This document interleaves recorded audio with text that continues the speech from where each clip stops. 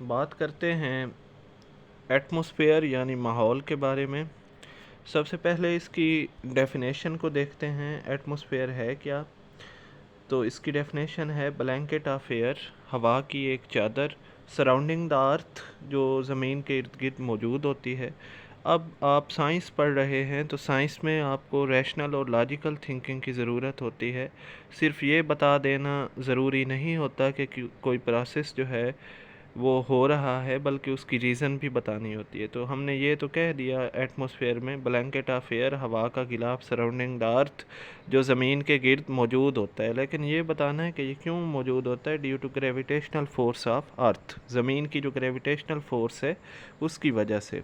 अब अगर एटमॉस्फेयर की कंपोजिशन की बात करें तो इसमें हमारे पास सबसे ज़्यादा नाइट्रोजन है 78%, देन ऑक्सीजन है 20.95%, फिर हमारे पास आर्गन है 0.93%, फिर कार्बन डाइऑक्साइड है 0.04%। इसके अलावा हमारे पास वाटर वेपर्स भी मौजूद होते हैं, इनर्ट गैसेस भी यहाँ पे हमारे पास मौजूद रहती हैं।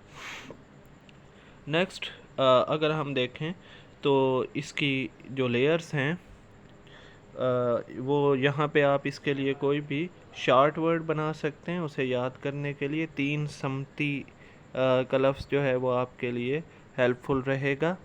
यहाँ पे टी से मुराद है ट्रोपोस्फेयर, एस से मुराद है स्ट्रेटोस्फेयर, एम से मुराद है मीज़ोस्फेयर, टी थर्मोस्फेयर और फिर हमारे पास है इसमें ई एक्सोस्फेयर। तो सबसे पहले देखते हैं जो फर्स्ट लेयर है यानी थर्मोस्फेयर को, ट्रोपोस्फेयर। अब ट्रोपोस्फेयर जो है ये अबव द अर्थ जो शुरू होती है, पहली लेयर एटमॉस्फेयर की वो ट्रोपोस्फेयर है। इसकी जो लेंथ है यानी या हाइट आप कह लें, वो वेरी करती है। बुक्स में 16 किलोमीटर है, 0 टू 12 किलोमीटर भी कुछ बुक्स में जो है वो पाई जाती है। इसके अलावा जो क्लाइमेट चेंज है, जितने वेदर इवेंट्स हैं वो इसी लेयर में हो रहे होते हैं, जैसे कि क्लाउड फार्मेशन है, बादलों का बनना, बारिश, और इसके अलावा आपके पास विंड जो है, वो सारे प्रोसेसेस यहीं पे हो रहे होते हैं। अच्छा, अगर हम जो है इसके टेम्परेचर की बात करें ट्रोपोस्फेयर की, तो टेम्परेचर हमारे पास यहाँ पे कितना रहता है ट्रोपोस्फेयर में, -60 डिग्री सेंटीग्रेड। और मेजर गैसेस इसकी दो हैं, नाइट्रोजन है और ऑक्सीजन है। नेक्स्ट हमारे पास है यहाँ पे स्ट्रेटोस्फेयर। स्ट्रेटोस्फेयर जो है ये ओजोन भी इसमें बनती है, तो इस हवाले से अहम है कि यहाँ पे ओजोन फार्मेशन होती है। इसे डिफ़ाइन करते। अच्छा, अब ये जो भी हम लेयर्स पढ़ेंगे जैसे ट्रोपोस्फेयर है, स्ट्रेटोस्फेयर, मीज़ोस्फेयर, इनकी जो अपर लेयर है उसमें पास का लफ्ज़ यूज़ होगा। जैसे अगर आप पढ़ रहे हैं ट्रोपोस्फेयर तो ट्रोपोपाज आएगा, अगर स्ट्रेटोस्फेयर है तो स्ट्रेटोपाज आएगा। तो ये हर जो लेयर है उसकी अपर लेयर को हम उसके एंड में पास आएगा। अच्छा, अब देखते हैं स्ट्रेटोस्फेयर को। स्ट्रेटोस्फेयर क्या है? Layer next to troposphere. इसमें हमारे पास जो इसकी हाइट है वो 30 से लेके 50 किलोमीटर, और इसमें टेम्परेचर जैसे जैसे हम बुलंदी की तरफ जाएंगे बढ़ेगा। क्यों बढ़ेगा? ड्यू टू क्योंकि वहाँ पे अल्ट्रा वायलेट रेज जब जो है वो रिएक्ट कर रही होती हैं ऑक्सीजन वगैरह के साथ, और ओजोन फार्मेशन हो रही होती है, तो इसलिए ये वहाँ पे टेम्परेचर जो है वो बढ़ता है।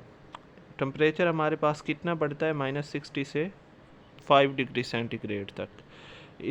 इसकी अपर लेयर को हम ओजोनोस्फेयर कहते हैं, क्योंकि वहाँ पे O3 यानी ओजोन फार्मेशन का प्रोसेस जो है वो हो रहा होता है। नेक्स्ट हमारे पास लेयर है यहाँ पे मीज़ोस्फेयर। अच्छा, मीज़ोस्फेयर में अब क्या है? लेयर नेक्स्ट टू स्ट्रेटोस्फेयर है, या स्ट्रेटोपाज भी कह सकते हैं। इसकी लेंथ हाइट जो है वो है 50 टू 80 किलोमीटर, 50 किलोमीटर से शुरू होती है और 80 किलोमीटर तक ये जाती है। इसके जो मेन हमारे पास कैरेक्टरिस्टिक्स हैं मीज़ोस्फेयर की, इसमें लो प्रेशर है, यहाँ पे दबाव कम होगा। लो टेम्परेचर है, टेम्परेचर भी यहाँ पे कम होगा। इसका जो टेम्परेचर है वो हमारे पास -95 डिग्री सेंटीग्रेड तक जाएगा। पीछे हमने पढ़ा था कि जो टेम्परेचर है वो पिछली लेयर में -60 टू 5 था, मीज़ोस्फेयर में स्ट्रेटोस्फेयर में -60 टू 5 था, और मीज़ोस्फेयर में ये जो टेम्परेचर है ये हमारे पास दोबारा से कम हो जाएगा, यानी -95 डिग्री सेंटीग्रेड तक पहुंच जाएगा। नेक्स्ट हमारे पास है थर्मोस्फेयर। अब थर्मोस्फेयर को हम इस ऐसे क्यों नाम देते हैं, ड्यू टू जो है हाई टेम्परेचर, यहाँ पे टेम्परेचर जो है वो ज़्यादा होता है। डिफ़ाइन करते हैं इसे रीजन नेक्स्ट टू मेसोस्फेयर, वो रीजन जो मेसोस्फेयर के बाद होता है, और ये ज़मीन से जो है इसकी जो हाइट है वो 500 किलोमीटर तक भी हो सकती है, 500 किलोमीटर तक। इसके अलावा अगर हम यहाँ पे टेम्परेचर की बात करें थर्मोस्फेयर में, तो टेम्परेचर इंक्रीजेस, टेम्परेचर जो है वो बढ़ता है यहाँ पे। क्यों बढ़ता है? Due to solar radiations and cosmic rays, कि एक तो सूरज की शुआएँ आ रही हैं, दूसरा जो खला है, स्पेस है, वहाँ से भी रेज़ आ रही हैं, और ये रेज़ जो हैं यहाँ पे एक नई लेयर को जन्म देंगी जिसे हम कहते हैं आयोनोस्फेयर। ये रेज़ जो हैं जब ये टकराएंगी यहाँ पे मौजूद एटम्स के साथ तो आइंस बनेंगे, और इसीलिए इस लेयर को हम क्या कहते हैं? आयोनोस्फेयर।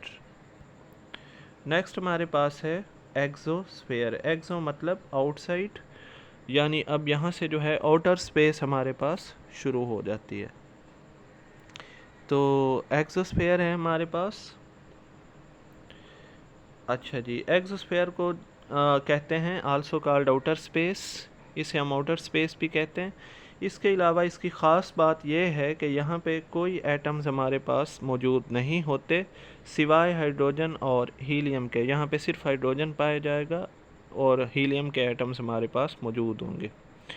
ये जो रीजन है ये हमारे पास थर्मोस्फेयर के बाद होगा। इसकी बुलंदी जो है वो 32,190 किलोमीटर, और इसमें जो है ख़ास बात इसकी ये है कि यहाँ पे बहुत ज़्यादा टेम्परेचर होगा, क्योंकि यहाँ पे जो है सोलर रेडिएशंस जो हैं वो और ज़्यादा शिद्दत और ज़्यादा इंटेंसिटी के साथ आ रही होंगी।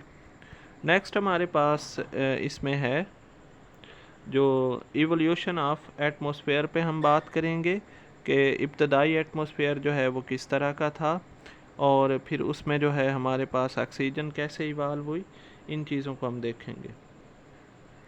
इवोल्यूशन ऑफ एटमॉस्फेयर में हमारे पास है कि अर्थ जो है, ज़मीन जो है वो 4.5 बिलियन ईयर्स अगो बनी, 4.5 अरब साल पहले। जो हमारे पास अर्ली एटमॉस्फेयर था यानी इब्तदाई एटमॉस्फेयर था, उसमें कुछ गैसेस थीं जैसे हाइड्रोजन है, इसके अलावा हमारे पास हीलियम है, मीथेन है और अमोनिया है। ये 4 गैसेस मौजूद थीं, हाइड्रोजन मौजूद थी, हीलियम मौजूद थी, मीथेन और अमोनिया। और इसके अलावा फिर ये जो एटमॉस्फेयर है अर्ली एटमॉस्फेयर, ये बहुत जल्दी जो है ख़त्म हो गया। इसे तबाह कर दिया किसने? इसमें मीटियोराइट्स, जो रॉक्स के बड़े बड़े आसमानी रॉक्स के टुकड़े जो हैं जब वो टकराए आके इस एटमॉस्फेयर के साथ, इसी तरह सोलर विंड जो है जो कि बहुत ज़्यादा टेम्परेचर पे मुश्तमिल थी, सूरज से आने वाले जो तूफ़ान हैं उन्होंने इस एटमॉस्फेयर को जला दिया, डिस्ट्रॉय कर दिया, ख़त्म कर दिया। तो हमारे पास एक सेकेंडरी एटमॉस्फेयर जो है वो यहाँ पे बना। और ये कैसे बना? इसमें क्या हुआ, गैसेस रिलीज़ हुई जो है due to release of gases from inside of earth, ज़मीन के नीचे से, और ज़मीन पे पाए जाने वाले जो जानदार हैं या लाइफ प्रेजेंट ऑन अर्थ जो थी उस वक्त, उसकी गैस रिलीज़ की वजह से भी ये सेकेंडरी एटमॉस्फेयर हमारे पास बना। न्यू एटमॉस्फेयर जो है उसमें कार्बन डाइऑक्साइड थी हमारे पास, वाटर वेपर्स थे, ऑक्सीजन और नाइट्रोजन वगैरह मौजूद थे। नेक्स्ट हमारे पास इसमें है एवोल्यूशन ऑफ ऑक्सीजन, के माहौल जो है उसमें ऑक्सीजन जो है उसका इर्तिका किस तरह से हुआ। एवोल्यूशन ऑफ ऑक्सीजन में सबसे पहले अर्लियर जो है ऑक्सीजन कैसे बनी? दो चीज़ों के रिएक्शन से, यूवी और वाटर यानी अल्ट्रावायलेट रेज और वाटर ने जब आपस में रिएक्ट किया तो पानी के टूटने से यहाँ पे हमारे पास ऑक्सीजन बनी। दूसरा सोर्स ऑक्सीजन का था हमारे पास फोटोसिंथेसिस, और जो मेजर सोर्स ऑफ ऑक्सीजन था फोटोसिंथेसिस ज़मीन पे इवाल्व हुई 3.5 एंड 2.7 बिलियन ईयर्स अगो, 3.5 और 2.7 अरब साल पहले। अच्छा, उसके बाद इस वक्त तक जो ऑक्सीजन की मिकदार थी वो कम थी बहुत, 1/10 थी आज के मुकाबले में, लेकिन 850 मिलियन साल पहले ये जो ऑक्सीजन की मिकदार है ये बढ़ना शुरू हुई, और तकरीबन 300 मिलियन साल पहले जो है ये अब से बहुत ज़्यादा थी, और इतनी ज़्यादा थी कि जो आप कह सकते हैं कि 35% थी। अब ऑक्सीजन जो माहौल में पाई जाती है वो 21% है, लेकिन एट दैट टाइम जो इसकी मिकदार थी वो थी 35%। और इससे ये कंफर्म होता है हायर ऑक्सीजन कंसंट्रेशन, अगर हम उस दौर के जो कार्बोनिफेरस पीरियड था चल रहा था उस टाइम अर्थ पे, उसके फोसल्स को अगर हम देखें, स्टडी करें, तो हमें बहुत बड़े बड़े एम्फीबियंस और हशरात के फोसल्स मिलते हैं। तो ये इस बात को कंफर्म करता है कि वहाँ पे जो है बहुत हाई ऑक्सीजन थी। हाई ऑक्सीजन की वजह से ये जानदार जो हैं ये ज़्यादा बेहतर रेस्पिरेशन कर सकते थे, और इस वजह से उनका जो बॉडी साइज़ है वो भी ज़्यादा था।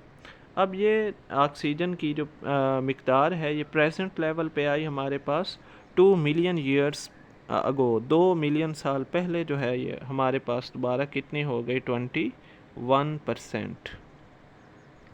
अच्छा, नेक्स्ट हमारे पास इसमें है कंसंट्रेशन ऑफ नाइट्रोजन जो है उसमें भी एवोल्यूशन हुई या नहीं हुई। तो जो कंसंट्रेशन ऑफ नाइट्रोजन है वो क्या रही, रिलेटिवली कांस्टेंट। उसमें इवोल्यूशन ऑफ अर्थ के साथ कोई मेजर तब्दीलियाँ नहीं आई। So that was our today's lecture about atmosphere, and I hope it would be informative to you.